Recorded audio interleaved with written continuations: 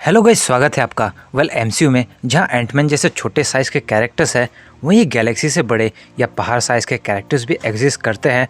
और आज इसीलिए मैं इटर्नल्स में दिखे जायंट सेलेस्टियल्स, अंधेरे का राजा डोरमामू और जलते हुए सटर के बीच एक 3-in-1 सुपर कंपैरिजन करूंगा। जहाँ ये वीडियो बेसिकली एमसीयू के ऊपर के फीट्स, एबिलिटीज और पावर्स में बेस्ड होगी, क्योंकि कॉमिक्स के लिए कॉमिक्स वाला चैनल है जिसमें मैं वीडियो ही नहीं बनाता। तो गाइस चलिए अब और देरी ना करके इस वीडियो को शुरू करते हैं। सबसे पहले बात करते हैं सेलेस्टियल्स की। ये फिलहाल एमसीयू के ओल्डेस्ट बीइंग्स हैं जो करोड़ों लाखों साल पहले से ही एग्जिस्ट करते हैं, जिनके पावर्स और नॉलेज के कारण कई गैलेक्सीज फॉर्म हुई, उसके प्लैनेट्स फॉर्म हुए।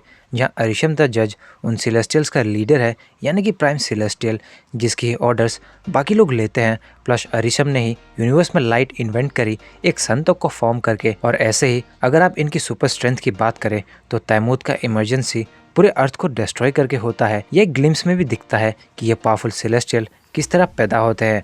वहीं ईसॉन द सर्चर का एक हिट उसके पावर स्टोन के थ्रू पूरे प्लेनेट को ही डिस्ट्रॉय कर देता है। यहाँ तक वो प्लैनेट्स के करोड़ों लोगों की पॉपुलेशन के थ्रू एनर्जी कंज्यूम करते हैं।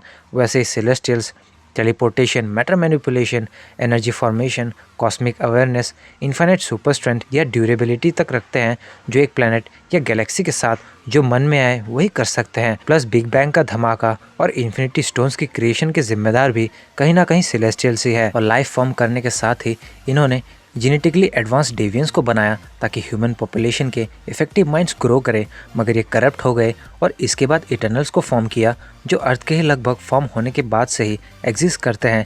यानी कि इटर्नल्स ही बाकी सुपर हीरो और एमसीयू कैरेक्टर्स के बाप है। तो सेलेस्टियल्स तो दादाजी ही हुए ना। यहाँ तक कि ईगो के प्लेनेट को डिस्ट्रॉय करने के लिए व्हाट इफ में अल्ट्रॉन को पूरे इन्फिनिटी स्टोन्स की पावर्स की जरूरत पड़ती है, जबकि ईगो तो सेलेस्टियल का बस एक स्टैंडर्ड फॉर्म है। ये कहना भी गलत नहीं होगा। ईगो द लिविंग प्लैनेट भी एक सेलेस्टियल है जो कॉस्मिक पावर्स के साथ एक बड़े से ब्रेन के फॉर्म में पैदा हुआ था वैक्यूम स्पेस पर, जो आउटर लेयर फॉर्म करता है मैटर मैनिपुलेशन के थ्रू और एक प्लैनेट में ट्रांसफॉर्म कर लेता है खुद को, और इसीलिए उसे एक जीता जागता प्लैनेट भी कहा जाता है। वहीं नोवेयर का वो सर भी खुद एक सेलेस्टियल का है, जो किसी प्लैनेट से कम नहीं।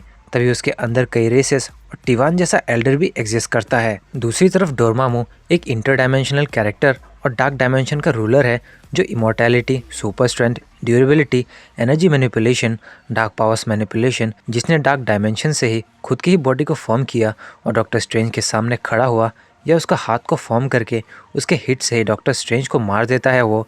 प्लस एनर्जी ब्लास्ट करके डॉक्टर स्ट्रेंज के शील्ड को ही डिस्ट्रॉय कर दिया और उसे मार भी देता है। प्लस डोरमामू अपने पावर्स को काइसिलियस और उसके जीलोट्स तक को दे सकता है, जिससे कि वो अपने मॉर्टल लाइफ को और भी एक्सटेंड कर सकते थे, या वो पावर्स जो उनके बेस फॉर्म में एड ऑन होते थे, जिससे कि उन्होंने एंशियंट वन जैसे एक्सपीरियंस सॉर्सर सुप्रीम को चैलेंज भी किया। वैसे ही डोरमामू टाइमलेस एंटिटी है जो टाइम से भी पहले एग्जिस्ट करता था, ये कहना भी गलत नहीं होगा। और इसी कारण वो डॉक्टर स्ट्रेंज के टाइम लूप में फंसा, क्योंकि वो एक इमॉर्टल एंटिटी है और टाइम से लेना देना नहीं रखता है। और तो और वो सिर्फ अर्थ और बाकी यूनिवर्स ही नहीं बल्कि मल्टीवर्स तक को अपने डार्क वर्ल्ड में कंज्यूम करना चाहता है। और इन्हीं सब कारणों की वजह से ही उसे destroyer of world, cosmic conqueror, a being of infinite power and hunger भी कहा जाता है। वहीं आगे बढ़े सटर की तरफ, तो सटर जो करीब हजारों फीट लंबा और तगड़ा है, और वो करीब 200 से 300 फीट की स्वॉर्ड ही रखता है अपने फुल पोटेंशियल वाले फॉर्म में। सटर एक फायर डीमन और मुश्फिलहाइम का रूलर है, और प्रोफेसी के मुताबिक एसगार्ड का डोम भी।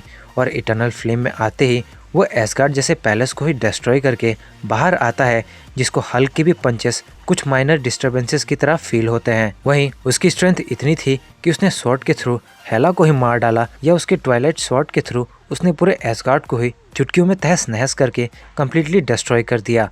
प्लस अपने वीक फॉर्म में भी वो थॉर के म्योल्निर हिट्स को ले पाता है कुछ देर तक। वहीं ज़बरदस्त फॉर्म की फायर वेव्स को अनलीश करके थॉर को होल्ड कर पाया, और अपने फुल पोटेंशियल में तो वो एसगार्ड को ही अपने फायर्स के लपटों में ले लेता है, या वो तब तक नहीं मरता जब तक कि रैग्नारोक नहीं होता, जिसका मतलब वो रैग्नारोक तक करीब 5000 सालों से भी ज़्यादा जिंदा था।